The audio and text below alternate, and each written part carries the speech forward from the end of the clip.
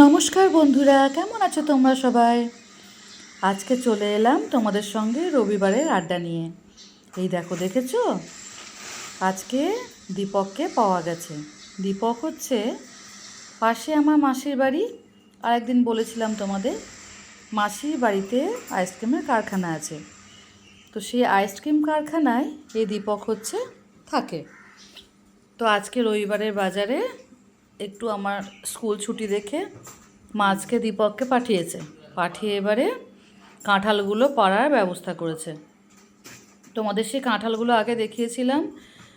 কাঁঠালগুলো মানে পেকে একদম নরম হয়ে গেছে, কিছু কাঁঠাল শক্ত আছে।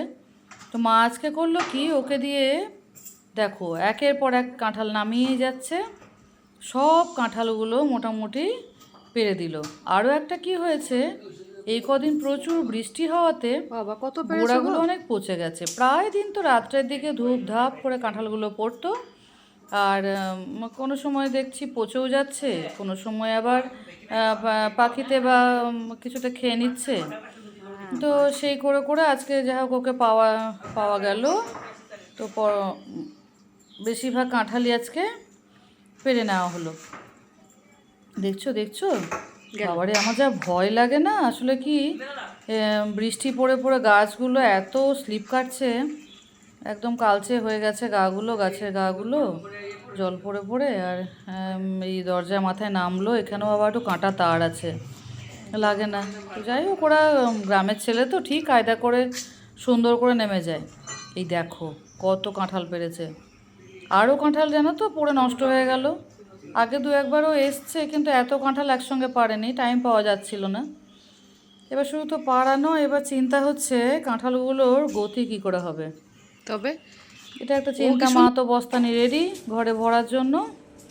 এই এক এক করে এবার কাঁঠাল দেখতে পাচ্ছ কোথায় রাখবো, এত কাঁঠাল তো রাখার জায়গা নেই।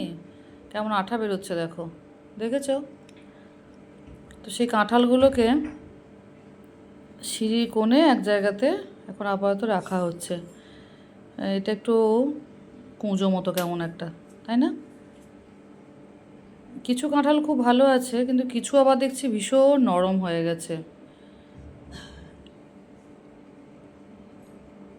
আমাদের বাড়িতে তো বিশেষ কেউ খাওয়ার নেই, দেখি পাড়াতে সবাইকে দিয়ে দিয়ে শেষ করতে হবে। আর ওই দীপকরা আছে, ওরা বেশ কয়েকজন থাকে কারখানাতে, তো ওদের সবাইকে দিয়ে দিতে হবে। আর যাদেরকে দেওয়া যায়। দেখতে পাচ্ছ সব কাঁঠালগুলো একরকম নয়, দু একটা এদিক ওদিক হয়েছে। এখন ভেতরটা কেমন আছে তো বুঝতে পারছি না, এখন না কাটা পর্যন্ত বোঝা যাবে না। তবে দু একটা একদম সে নরম তুলতুল করছে, কি জানি ভেতরে ভেঙে আদৌ খাওয়া যাবে কি না। আমাদের কাঁঠালগুলো কিন্তু খাজা কাঁঠাল, জানো তো? খাজা কাঁঠাল মানে ভালো হয়, ভেতরটা বেশ। দাঁড়াও লাইটটা জ্বালি। এই দেখো, দেখতে পাচ্ছ? হ্যাঁ, এবার ভালো দেখা যাচ্ছে। তো খাজা কাঁঠাল এগুলো খেতেও ভালো হয়, কোয়াগুলো বেশ শক্ত হয়, সুন্দর হয়। কিন্তু মুশকিলটা হচ্ছে পাড়ার লোক কোথায়। মানে পাড়া মানে গাছ থেকে পাড়া আর কি। যদি পাড়ার লোক থাকতো আরও কত কাঁঠাল যে পড়ে নষ্ট হয়ে গেল। কি আর করা যাবে।